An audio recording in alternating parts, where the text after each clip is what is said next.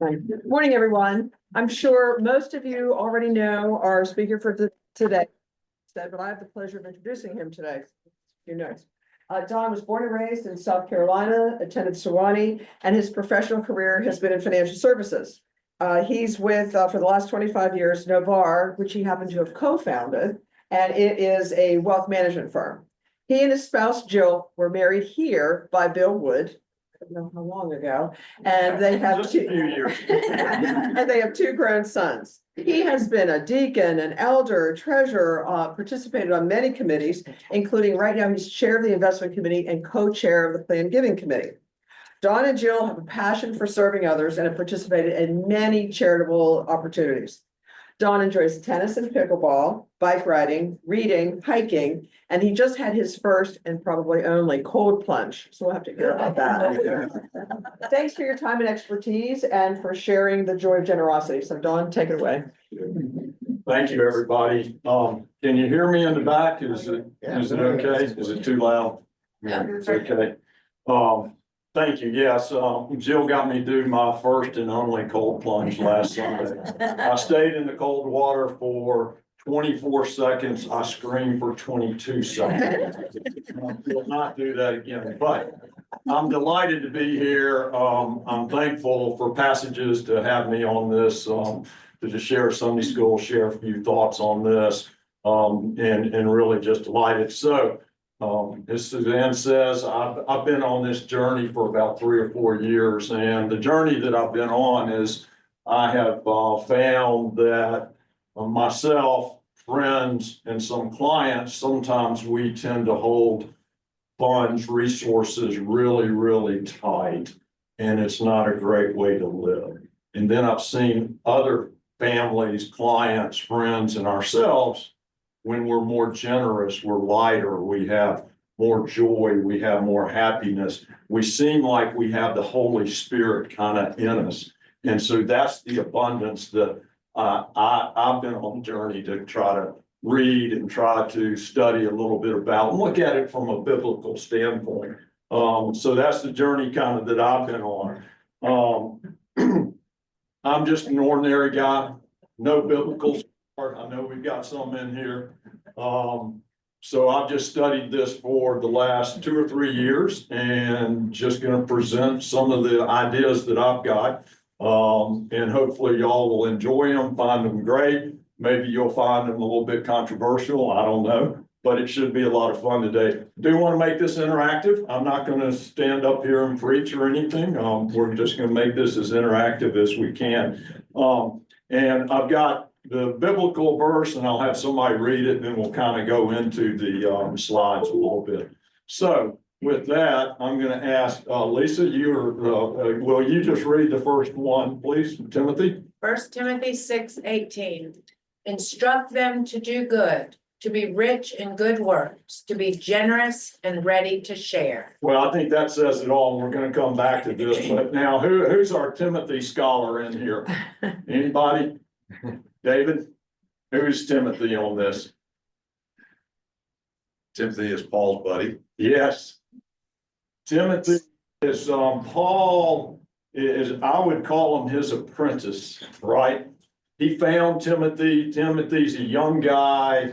Paul is taking him on these journeys, telling them what to do to the church. So there's 2 great kind of Bible books in here on Timothy. So we learn a lot from Paul as he's writing to Timothy on this. So I'd also like to say, here are my resources. National Christian Foundation, which is kind of think of it as the just a foundation for Christians that are trying to build God's kingdom. GenerousGiving.org is a organization that gets Christians together to talk about funds, resources, and to talk about generosity. It's a nonprofit. True Riches, John Cortines is a book that I've read, really powerful. Abundant is the abundance story, kind of by Todd Harper, and then I use the MacArthur Study Bible. So with that, Gerald will get into it. So, you know, what's interesting here is if we think about generosity from a biblical standpoint, and that's kind of the angle that I wanted to come on. You know, the first thing that I would say is that you can't see it up there, but it's somewhere up there. We have a truly generous God beyond measure, okay? So I went back to Genesis 1 and just started reading this. Does anybody want to read the top of this? I will. Okay, In the beginning, God created the heavens and earth. The earth was without form and void, and darkness was on the face of the deep. great, thank you. So has anybody been in a closet where there's no ambient light or somewhere where there's no ambient light and you can't see? This was the world. This was the world before God. I mean, there was nothingness there. There was absolutely nothingness. It was just dark and void, right? But then you go on to read in Genesis that in the goodness and generosity of God, he created and gave us. And it's specific here, I think, light and darkness, heaven and earth, land and water. Look at this, grass, herbs and seeds, the fruit, the sun, stars, moon, birds, cattle, fish. It goes on in Genesis. And then he said it was very good. Well, God didn't create it for God. He created it for us. So, oh my goodness, in the first part of Genesis, we see just a generous God creating this wonderful earth and wonderful heavens, wonderful moons, and the birds chirping for us. So I'd say number one, that our God is just hugely generous on this beyond measure. And then the second thing, this is the greatest gift ever given, and it's the greatest miracle ever witnessed, and it's the greatest history we've ever had, is God gave his only son. And think about that for a minute. Just let that kind of think in.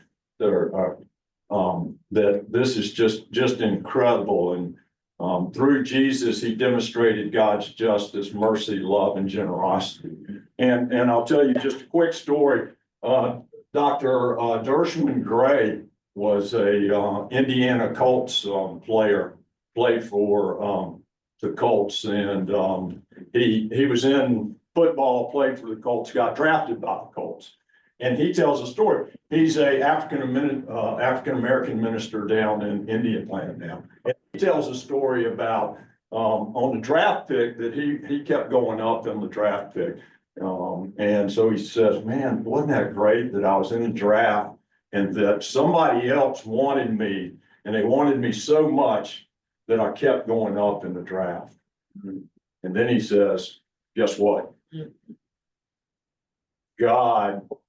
You were God's number one draft choice. That God traded Jesus for us. So anytime that you're feeling down, just think you're God's number one draft choice on this. And man, that puts it in a whole different perspective, I think. So I want to work for the kingdom. I want to work for God's glory on that. So I think the first page is just, we've got a truly, truly amazing, generous God right here. And we're made in the image of God, a truly generous God. So I think this generosity is in our hearts. I think sometimes it's like a muscle, and sometimes we got to think about it, and we've got to use it a little bit, and we've got to do a few more things. But you know, if we're made in the image of God, then we are truly generous people. And I know I'm preaching to the choir in here, so but this is the first thing that kind of struck me, is that we're made in this image, and that God is truly, truly generous. Thoughts or questions on that? Does a draft choice make sense to anybody? Yeah, I thought that was really cool that he said it that way. And he was the one who experienced it. So, yeah, okay. So this comes from Penn. Penn's in the back. Thank you, Penn, for being here. This was Penn's message on September 8th. I remember that. That's my birthday. So, and this is Deuteronomy chapter 26, verse 9. What does Deuteronomy rhyme with? Does anybody know? Orange. Orange. No. Deuteronomy rhymes with economy, okay? So being a financial advisor, that kind of struck me. So Anybody, hey, Rick, would you like to, anybody would like to read this? At the top, can you read it? And he has brought us to this place, and he has given us this land, and land flowing with milk and honey. Yeah, so, this is, and Ben, you did a wonderful job on this. This is the story of the wandering Aramean, who is, Jacob, think of our ancestors, and think of leading God's people out of Egypt, where there was famine and, bondage. And we've read this story over and over and over, but this is the abundant story. This is the story right here that we want to live, and that we need to keep reminding ourselves that we come from an abundant God, and we come from this abundant story. So God leads his people out of the land of the milk, to the land of the milk and honey, and trusting in God's abundance. This is a Jewish tradition that we are to give, back first fruits, crops. Does anybody know anything about this? The Jewish tradition of that? So this is a Jewish tradition that when you harvested when the crops were harvested, you had to give, I think it was 10% of the crops, and bring it to the temple at that point in time. And this did two things. Can you think about that? Number one, it reminded you that you came out of bondage, and you came the land flowing with milk and honey, the abundance theory here, right? And the second thing it did, so you gave this to God as a remembrance of the bondage that we've been in, and the abundance that we have right now. And then the second thing that it did is that if you had all this additional fruits and honey and food, that you could open it up to the least of those and give it to strangers and to immigrants and to people who came into your community. So it did two things there. So this is the abundant story that we're kind of talking about. We've come from this land of bondage, of famine, of not enough food, and through God's generosity that he's led the people of Israel into land of milk and honey, and flowing with milk and honey. And this is our story. This is our story as Christians. So we come from this story. So therefore, God's people will have abundance and be thankful and generous. So I think Ben, you can add on, but I think we need to be reminded this is our story. And this is where we've come from. And oh my gosh, we're in the land of milk and honey and abundance here, especially in the United States right now. So this is our origin story, as Penn would say. Penn, thoughts? Oh, you nailed Yeah. I paid him to say that. So this is the story that we come from, right? Now, what's the story that we're in now? This is the harder part right here, correct? This is the story I want to be in and reminded of, that we're in this land of milk and honey, that we've got abundance, and we've got abundance beautifully that God has given us. This is the one that I believe in and that I want to share with other people. However, the right side of the screen is the story that the world is trying to tell us. Scarcity. We don't have enough. We got to get more, and then we got to get more. And that's not the world we want to be in, but that's the world that we're in right now. So back in June of 1972, I was 13 years old, and I was just getting into rock and roll, and it's now classic rock, which I think is kind of ironic. And one of the top albums was Pink Floyd, right? And it was Money. And I thought this was very appropriate. Anybody remember that album? Rob, anybody? Okay, got a few people in it. But on the song Money, it says, "Money, I'm all right, Jack, but keep your hands off my stack." So what is that? We've got to be tight with our money. We got to protect it. We've got to grab it like this and don't let anybody have it, right? That's the story the secular world is telling us. Just keep it in. It's not the story we came from, but it's what the secular world tells us.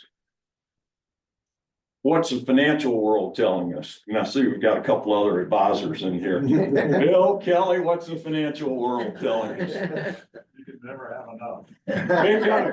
Couldn't have said it better. Bingo. Yeah. Remember, Prudential, I think, was running some ads years ago about you need to get to this number, and you need to get to this number. And then when we get to that number, what happens? Oh, we gotta have a little bit more. And we gotta have a little bit more. And this is unfortunately, and is Rand in here? No, he's not. Unfortunately, this is what my industry tells us. That we've gotta just save and invest and just continue to go up and up on this. Which I think is wrong, but that's the secular world that we're in. What's the advertising world telling us? Stuff makes you happy. What's that? Stuff makes you happy. Perfect. Stuff makes you happy. The new coat, the new watch, the vacation down at Sandals or Turks and Caicos. If I can do that and successfully go down there, guess what? I don't have to worry about money. I don't have to worry about marriage. I don't have to worry about my church, my kids. I'm just this happy couple on the beach, right? Or I'm this happy person on the beach. No, it doesn't quite work that way, but that's what the advertising world is telling us. And if we just buy this, or we just do this experience, then we're all good. And we know that's not the case, but that's what the advertising world is telling us. And then I thought this was a good question. How much happiness and how long did it last when you bought, somebody named something? Car, watch, new dress, new suit. Well, yeah, it felt good for a little bit, but did it feel good for a year later? Did it feel good for 10 years later? Did it feel good for? Probably not. So again, I'm just trying to compare and contrast here. As Christians, we're coming from this place of abundance, and we've got a truly generous God. And certainly here in this room, in this city, in this country that we're in, we're just overflowing with abundance and milk and honey, if you will. But the secular world tells us something else. Any thoughts or questions on that? Don, it seems to me that the kind of contrast between those two things, personal philosophy that becomes self-fulfilling. If you think that you can be generous and give something away, you're receiving some benefit from that and making you happy. You may even think it's to help care for those who are less fortunate. But you recognize that you have enough with what you have left. Right. On the right side of the thing, it's, I don't have enough. How much more, how much is enough? You ask, was it Andrew Carnegie or one of those guys, how much more do you need? Yeah. And his response was just a little more. Yeah. How much is enough? Yeah. Just a little bit more. Yeah. That kind of runs it. That's great, David. Save that thought because you must have looked at my presentation because that's coming up on the next slide. So no, that's a great thought. And we're going to talk about that in just a minute. So that's great. So I would say, material possessions can never bring us the security, the love that Jesus Christ can bring us, the love, happiness and abundance that God can bring us, and the peace and generosity that we can have in our lives. So we've got to be transformed from this culture of more to a culture of generosity. And I think when we do that, and what I've seen with friends, family, and myself, that when that happens, it starts to transform our hearts and our minds. And then we understand a little bit more about the peace of God and generosity and the love of God in Christ. So good point, David. Okay.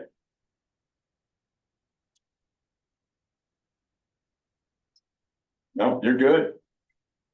And a shout out for Gerald too. I forgot to do this. She does all of this. She does the Willard lecture. She does all the hard part. So everybody big clap. Thank you, Gerald. You're the best. And I'm sorry, your slide is covered. No, Figure out how to that, get rid of so, that. so I was talking to Jill, my beautiful bride, on this, and she said, well, give us some practical stuff. So this is the practical. These are the 5 common obstacles to generosity, according to Eric Most, who's with the National Christian Foundation out in Colorado. And I thought it'd be just interesting from a practical side, just, and he's a great Christian and great Christian advisor. So what Eric would say is that your consumption rate, this is an obstacle, okay, to generosity, and we see it in our lives. I see it in my lives. Our consumption rate is too high. He's basically saying if you don't have some margin in your budget, maybe it's more difficult to give. If you're certainly living paycheck to paycheck, it's going to be more difficult to give. Not impossible, but it's going to be more difficult to give. And then he goes on to say that C.S. Lewis suggests, the great theologian, says that if you're living up to those standards to somebody around us, then you may be giving away too little. So if we get the new car, or we get the new suit, or we get the new swimming pool, or we get the new X because our neighbors have it, then we may not have enough margin in our budget to be truly generous to the least of those in our midst. Ron Blue, to your point, Dave, Ron Blue is a great Christian advisor. Kelly, you've heard of him. I think Bill, you've probably heard of him. He has a book called Never Enough, and it's basically an opportunity to look at your budgets. This is just kind of practical side and say what can we do.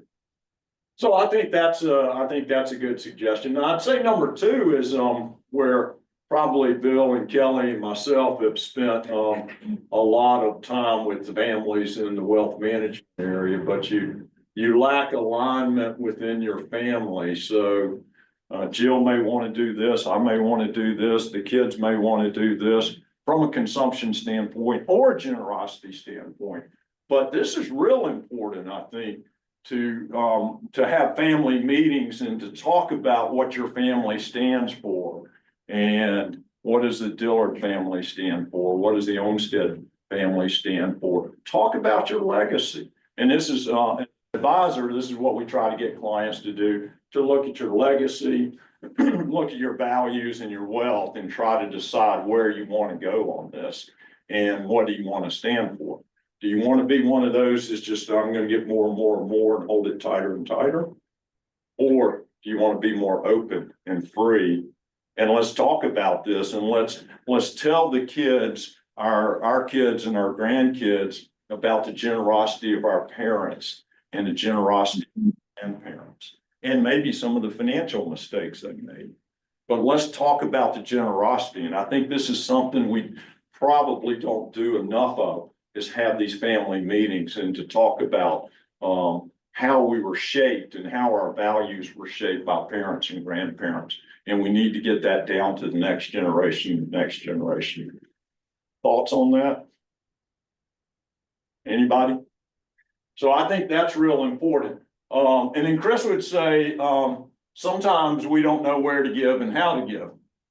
So in our family, there's a saver and there's a spender. I think God has a sense of humor and he puts those two together. And he watches the fireworks go and he goes, oh, let's look at the Olmsted family. Let's go here. So, but typically the spender will want to give a little bit more. The saver won't. I mean, that's just natural. So I think we need to have deeper conversation and prayer when this is involved, and try to challenge ourselves and try to ask God to challenge us on where to go on this. So, and then number 4 was you struggle with a scarcity mentality. That's just what we talked about. This is what the advertising executive world is telling us. But try to live with abundance. It's hard because we're getting all these signals from the outside world. Try to be a risk taker when you can. And then I think number 5 is sometimes we don't dream big enough on our generosity. And wow, what if we combined our resources with Suzanne's resources, with Rob's resources, with Kelly's resources, and we said, we're going to tackle this problem for this injustice in Charlotte, or this injustice in Haiti, or Romania, wherever. Wow, pretty powerful, isn't it? And I'm reminded of somebody here who has done that within the church, and Lisa Diller.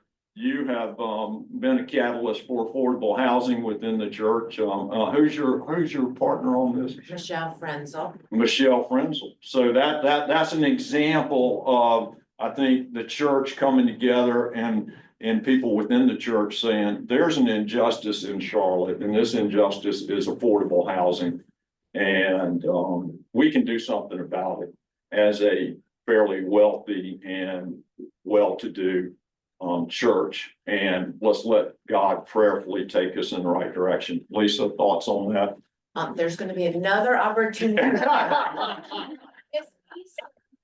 be on the listen. But I think that's a great opportunity of collecting together and getting ideas together and kind of leading us where God wants us to go. And then Chris would say, the Christian author on this would say, what if we treated our community like our kids and our devotion to them? What if everybody was one of our children? And I just looked in the Charlotte homeless and survey that they did. There's 154 unattended kids in our community that are homeless. And I'm assuming that means there's 154 teenagers out there that don't have parents and don't have homes in our community. And quite frankly, my heart breaks.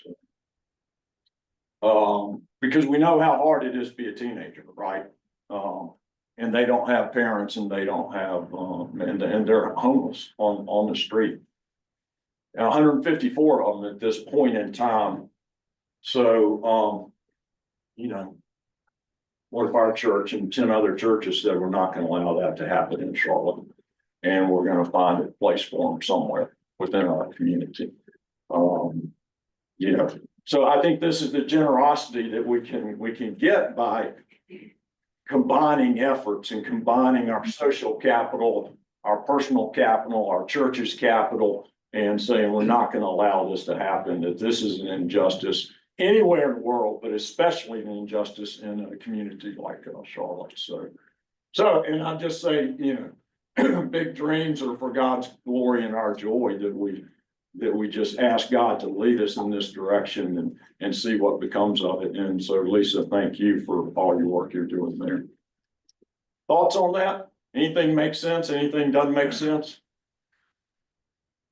Who's the spender? Who's the saver? Okay, you don't have to answer I that. would actually think the opposite from what you said on saver and spender. If you're the spender, you're the one that wants to keep acquiring.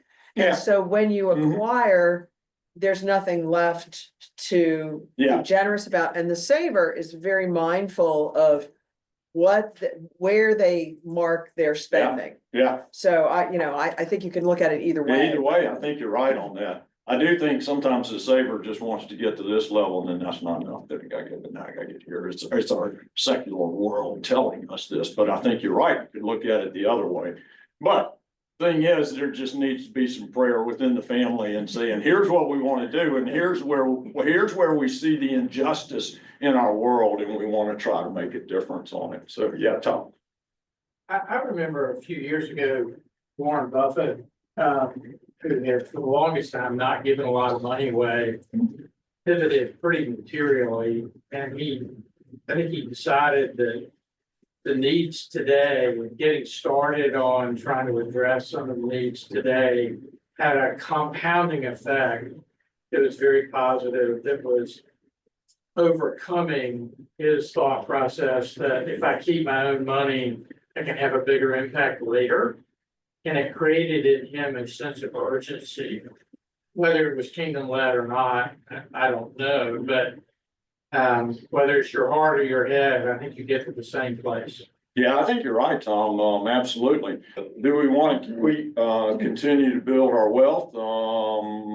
And say, yeah, I can do a better job of that, and then I'll give it away? Or do we want to help the least of those right now, and the return on investment for that is so much higher and maybe the 5 or 6 or 8 or 10% returns we can get. So there's also another concept on this that I didn't put on there. It's been lately kind of talked about within Christian financial counselors, and Bill, I don't know if you've heard of it, Kelly, but the Finish Line Project. And the finish line is basically, I'm going to get to a certain level of income, whatever that may be, that I'm comfortable with, and I can give some, but anything above that, I'm going to be generous with. Or the other finish line would be, I'm going to get to a certain level of assets, whatever that may be, $100 and 100,000, $500,000, whatever it may be. And then once I get there, instead of building more and more and more, which the market will tend to give us over time, is that anything else over and above what we need, that's where we're going to be extremely generous. And to the point of radical generosity on that. It's called the Finish Line Pledge. So it's something to that effect, Tom, that you were kind of talking about with Warren Buffett, which I think makes tons of sense. We get there, instead of keep building, let's build God's kingdom instead of our returns. Yeah. There's an old saying that ties into what you're saying there, and also to that picture. People like Buffett or whoever, they find that once they do it, there's a benefit personally to giving with warm hands instead of cold hands. Yeah. Oh. Yeah, so we want to give while we're alive, and we're going to talk about that. So yes, that's good. That's right. Absolutely. As opposed to dead hands when we're, yeah, totally. Love that. Yep. Okay. Let's see what we got here. Oh, let me just make sure I'm hitting my notes right. Yeah. So on this one, the headline is God owns everything, and it's our never ending, God is our never ending supplier. So Deuteronomy, which again rhymes with economy. Yeah. Anybody kind of want to take us through this Deuteronomy? Anybody can see that and would like to read it for me? Okay. Yeah. A land of wheat and barley, of vines and fig trees and pomegranates, a land of olive oil and honey.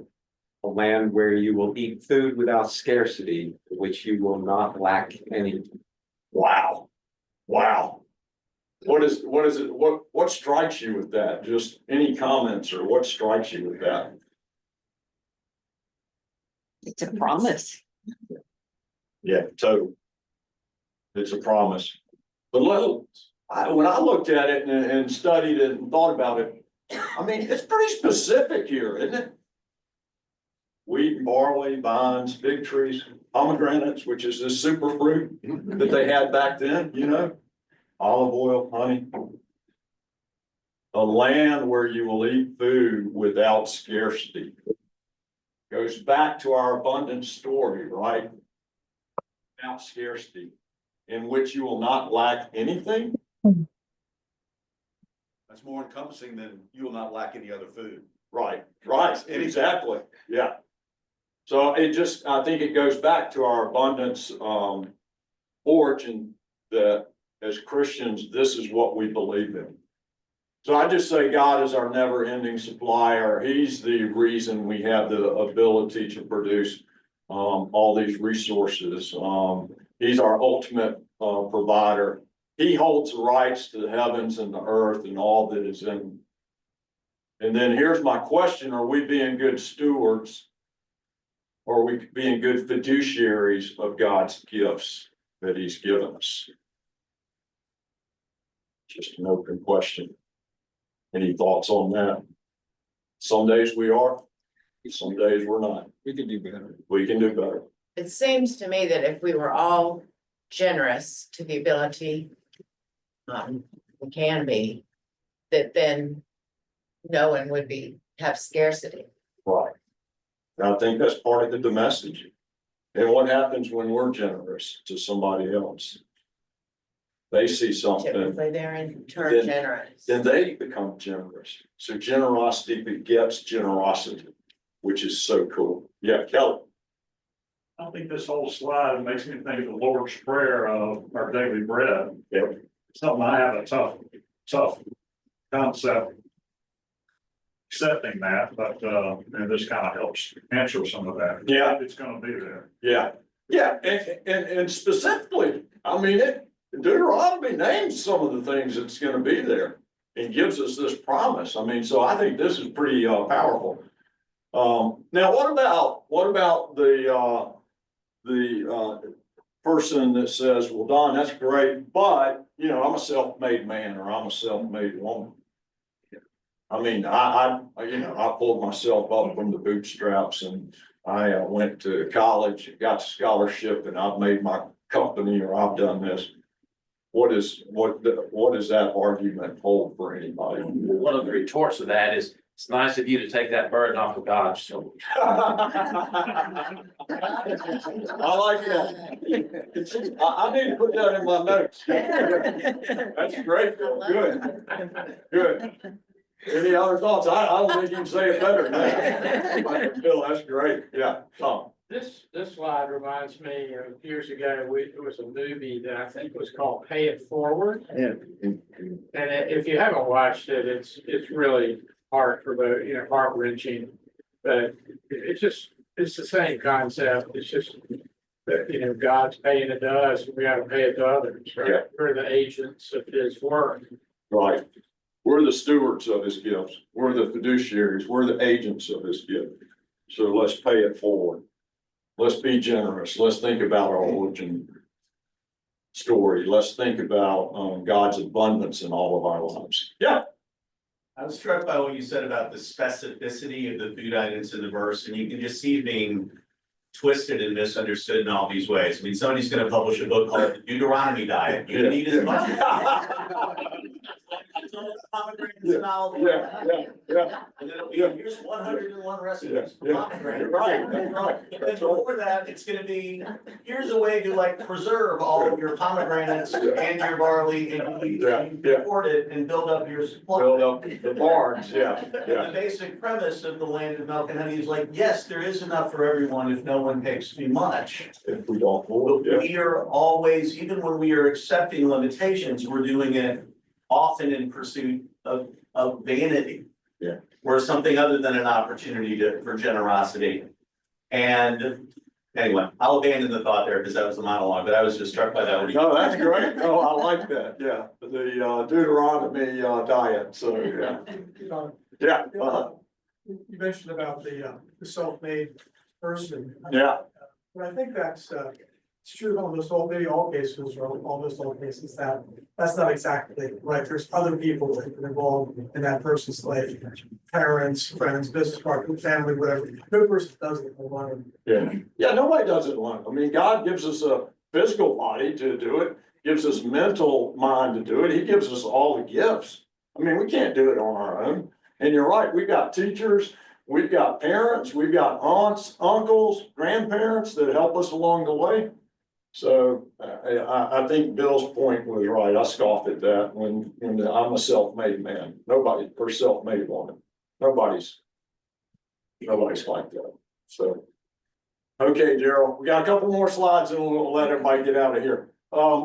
This is gratitude right here. So if we think about generosity, then I think the next step is to think a little bit about gratitude. And could somebody read Hebrews for me? Anybody? Sure. Therefore, since we have received a kingdom that cannot be shaken, let us be thankful. So worship God. Yeah, good, Leslie. So what do you think about that? Anything strike you there? Well, the concept of a kingdom that cannot be shaken gives me a lot of peace of mind, and that's a good reminder. But let us be thankful. Yeah. And return the favor. Yeah. Oh, yeah. Leslie, I could not have said it better. We've received a kingdom, today's world, our eternity, a kingdom that cannot be shaken. Do we especially need to hear that in today's world? I'd say even more so in today's world. Yes. That cannot be shaken. That's the same thing that I thought, Leslie. Wow, this is powerful news. This is good news. So thank you, God. So this is part of the gratitude. When we have this abundance and we have this generosity, I think gratitude is the next step in this. So and the Bible's full of stories and teachings about gratitude, and in several areas it commands us to be thankful. So we need to be thankful. So I asked Anna, because she kind of reviewed this with me. I said, "What's your favorite story about generosity?" And she said Luke 17, the Good Samaritan.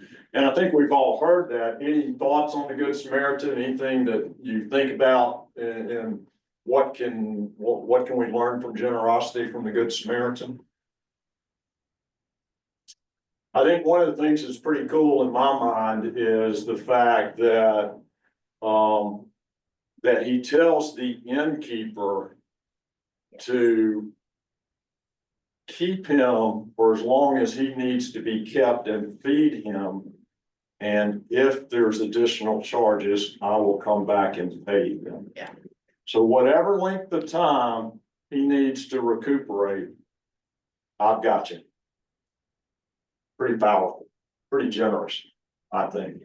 So I can see Anna's, that's her favorite story about generosity. And then the great apostle Paul talks about people whose hearts were darkened when they did not give. And he tells Timothy, his apprentice, I think, not being thankful could be a sign of the last days. And then I think this is really powerful. And Mary doesn't know I put this up here, but on January 25th, she did her beautiful service. And she says, and I thought this was powerful, gratitude is God's love language. And just let that sink in for a minute. Oh my gosh, we need to be grateful because of this land of milk and honey, because the kingdom will not be shaken, because of our generosity, that we need to be thankful to God. So bottom line is we receive the ultimate gift of love and grace from our Heavenly Father in the kingdom of heaven. Let us always be grateful, and let us always give God the praise and the glory on this. Thoughts on this? Gerald, we got time for one more. Oh, yes. Okay. Oh, there you go. So this is generosity and joy. This is what this is the whole combination. It's the whole enchilada here. And then I put in, is God good at math? So anybody want to check out Acts and read that to us? Easy one. We've all heard it. Addison. It is more blessed to give than to receive. Right. So the Greek translation of blessed, and I'm not, anybody Greek scholar in here? Good. Good. I'll get the pronunciation wrong, but it's Makarios or Makarios. Okay. That's the literal transaction, a literal translation, but it is translated as happy making. So David, this kind of goes to your point that for us to give and to help others, it fills our heart, it transforms our heart, it's happy making. And Tim Keller would say, we're designed to be in the image of God, and we're designed to be generous. And he gives the example of the farmer who scatters the seed and then reaps the harvest and then is generous. I thought that was a good example. And then I would say, personally, for me, generosity is more than an act. I think it's a spiritual practice. And again, if we go through the spiritual practice, I think it transforms us. I think it enriches the soul. I think it makes us lighter and freer and want to give more. And then is God good at math? I had to put this in because Archbishop Desmond Tutu was here in town 30 years ago, 30 years ago, for a United Way function. He gave a talk on generosity. And everybody know who Archbishop Desmond Tutu is? He's about this tall, okay? And great guy. And he was standing on stage and he was going, you know how he does, and he puts his head to the side and he's like going, is God good at math? And, you know, And he was saying, look, if we had $100 or 100 pennies or 100 shekels or whatever the currency is, and we gave away 20 of that, then we're supposed to have 80.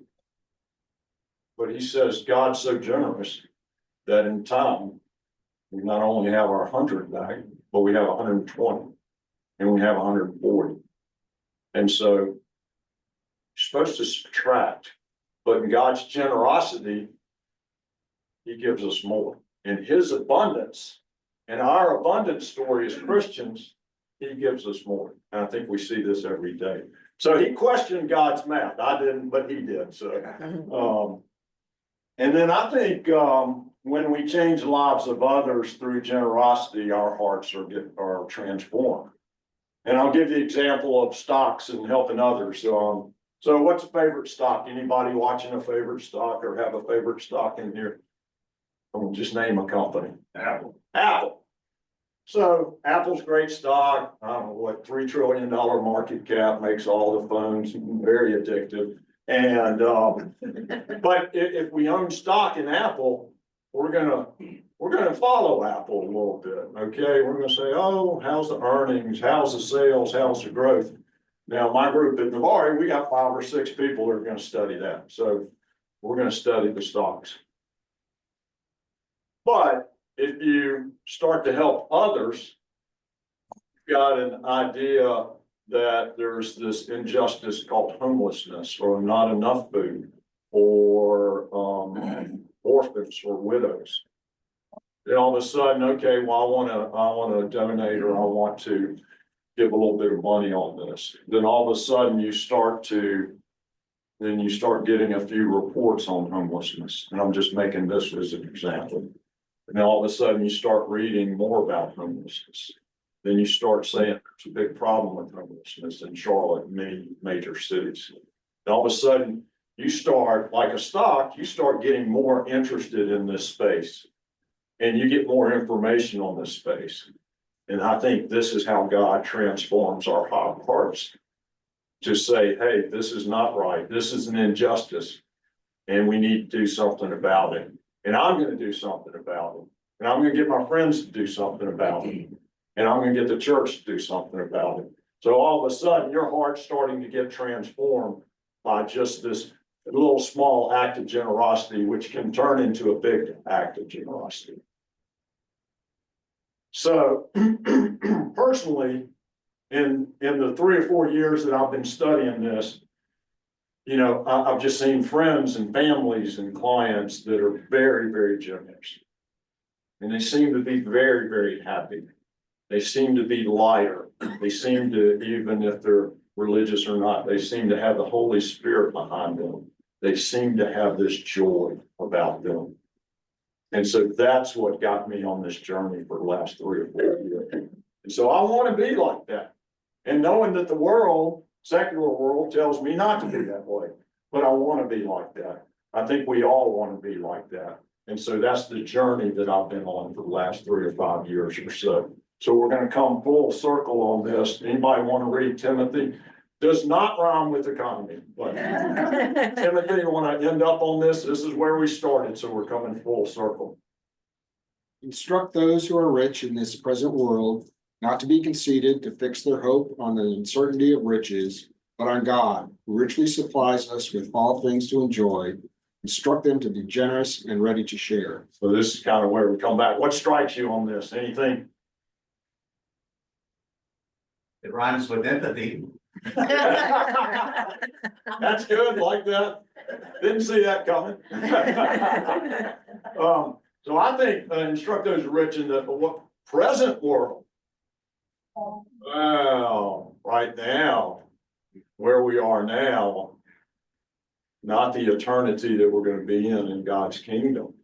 And certainly not to be conceited and fix their hopes on the uncertainty of riches. What happens to the stocks, like my golf game? Up and down, up and down. I mean, they're all over the place. You never know what's going to happen. But God, who richly supplies us, here we go, abundance right here. With all things to enjoy, whether it's food, whether it's the birds chirping in the morning, a beautiful sunset at the beach, whether it's being with friends and family, whether it's worshiping in this faith community, in this great church that we have, whether it's listening to a great Willard lecture. These are all things to enjoy. And so Paul is telling Timothy to instruct them, the churches and the church members, to be generous and ready to share. So I would just say there's so much joy and happiness and generosity. And that's the way I want to be. And sometimes I am, and sometimes I'm not. I'm secular. But the joy of generosity is what God wants us to see and what Jesus wants us to see. That there's joy and lightheartedness and peace and calmness in this generosity. So that's it for me. Questions, thoughts, comments? Yeah, Dave. You had a slide on the obstacles of being generous, and one of the observations that I would make comes from a story from our friends who've been in Haiti. Are you familiar with peppermint patties? You know, about a $1/2 size, very tasty sweet treat. You hand me one of those, and I'm going to feel really good because I'm going to snarf it down immediately, one bite, and I'm going to feel good because I didn't throw the wrapper on the ground. Yeah. And I'm going to think I'm a really magnanimous person. Then Kent told me that he was in Haiti, handed a child a peppermint patty. What that child did was meticulously break it into quarters and gave 3 to his friend, each section to a friend. So you can start small. Start small. Good point, David. And go ahead. Yeah. Go ahead. No, to that point, David, my wife told me that we needed to be a little bit more concrete. So at the back, there's 20 ways to be generous in 2025. They're right at the back if you want to take one. And a lot of them are start small. But guess what happens? It spreads. And those 3 friends that got it, then they're going to spread. So this generosity can beget generosity. So good point. Yeah, Mike. One of the things that I think is interesting is we often spend a lot of time focusing on the need, and whether it's housing or whatever, we describe that really well, or capital campaign, what are you using the money for? I've sort of flushed a lot of that. It's all great stuff. But to your point, the actual giving and what it does to someone who gives. And I'm curious, you have clients who've gone not just giving out of abundance, but getting to the point of sacrifice? Yeah, it's a good question. I don't think we see a lot of clients doing that. I think it's out of abundance. But I know working on Habitat homes and working with Habitat for many years, I have seen Habitat volunteers come out there and their entire lives have been transformed because of one Habitat experience. And I remember some of them, Mike, saying, I never knew this type of poverty or this type of poverty existed in Charlotte. And so I can see that transformation. And sometimes it's very hard to give sacrificially, but there are stories with the resources, there are stories in about families that do that and churches that do that all the time. I'd say it's very difficult. I mean, ultimately, if we can do that, we should, but, yeah. But I've seen, just people coming out volunteering and giving a little bit and their lives being transformed on that, but that's a great question. So, yeah. Yeah, it makes me think of the widow who. Yeah. Yeah, absolutely. Absolutely. We'd all love to be like her and, but it's hard. It's very difficult, just personally. Yeah, Kelly. I heard a plea from a now retired minister, not here at another church, that said, give some more and give till it hurts. Yeah, that's good. I like that. So anyway, thank y'all so much. It's been great to be with you. Thank you for listening to me. It's been a great journey for me and will continue to be. And maybe at some point we'll do some more on the abundance work in the New Testament. Don, thank you for your generosity of your time and commitment to talk to us about giving and the commitments with that. So thank you. Thanks everybody for coming.